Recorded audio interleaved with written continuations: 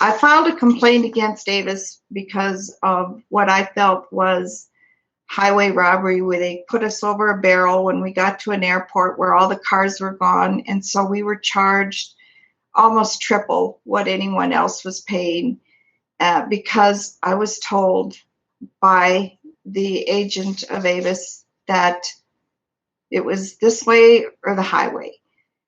And so we paid the $600. And that's why I filed the complaint. Well, my husband and I had a trip to Phoenix, Arizona. We had a friend who was terminal. We wanted to see him. So we made just a short 3-day trip. We booked with Thrifty to start with through our credit card. And we got to the airport and only to find out that Thrifty had a line of about, I'd say 100 or over, because it was spring training for baseball there. And it was just, the whole airport was overloaded. But anyway, we waited about an hour and a half in line and probably moved 10 people is all. And we're in our 70s, both of us. I just had a knee replacement. My husband has issues with gout. So we're standing there and we just couldn't stand any longer. And he said, I'm going to go and see if I can find another rental agency. So I stayed in line and he left and he went, and pretty soon he signaled me. I was watching him and he was at Avis. So I followed him over there, left my place in line. And when I got there, he said, well, they have cars.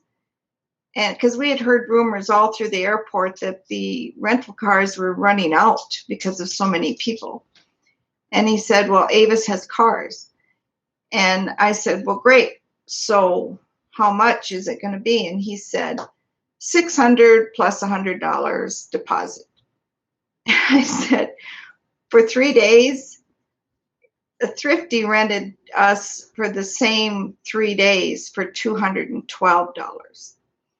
And so I do have their receipt, the car receipt, showing, that is the cost that they charged us. And in the long run, I said to the lady, I'm not paying $600. I said I could buy a car and drive it around for 3 days and buy an old junker for $600. She said, well, take it or leave it. We're the only ones that have cars. So, it's kind of blackmail.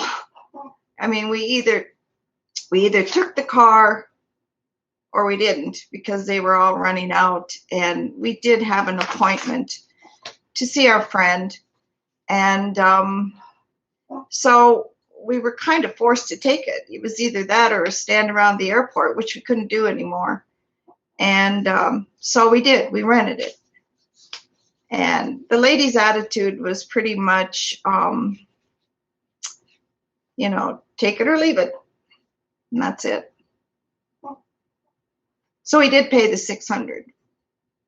And by the way, we put, 153 miles on the car during that three-day trip. And so that comes out to cost a lot of mile. I didn't figure it out, but I'm sure it does. So that's my story. Well, I've rented with Avis before and I've never had a problem.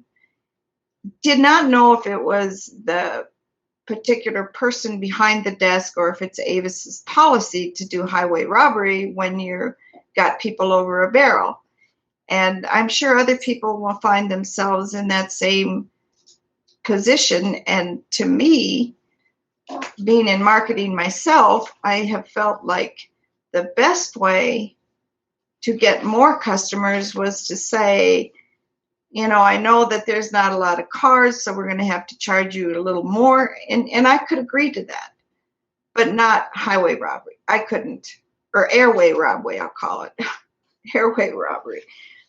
And I think other people, could find themselves in that same position.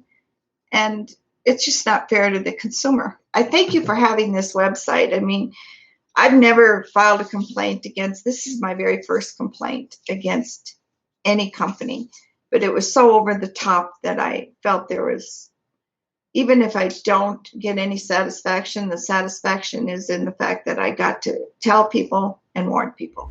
Well, yeah, they could refund what they think is fair.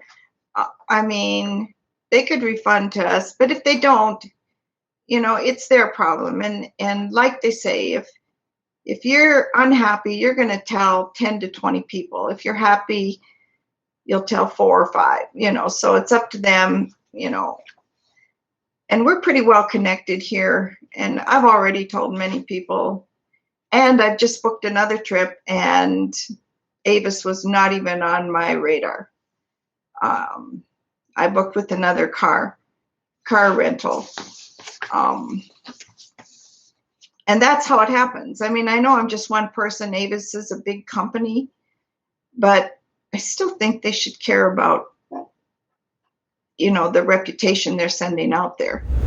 These times that we're going through right now are pretty tough in a lot of ways, traveling being one of them. And I'm just saying, make sure that your company is going to charge you a reasonable rate and not take advantage of you. And I don't know how you can prevent that if it happens like it did to us at the airport.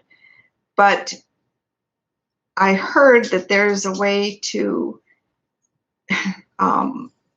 guarantee your car, even though we had reservations. And I'm not sure how this works, but I heard that there is a way that you can just go directly to the car, I guess where they park the cars in the garages, and get your car.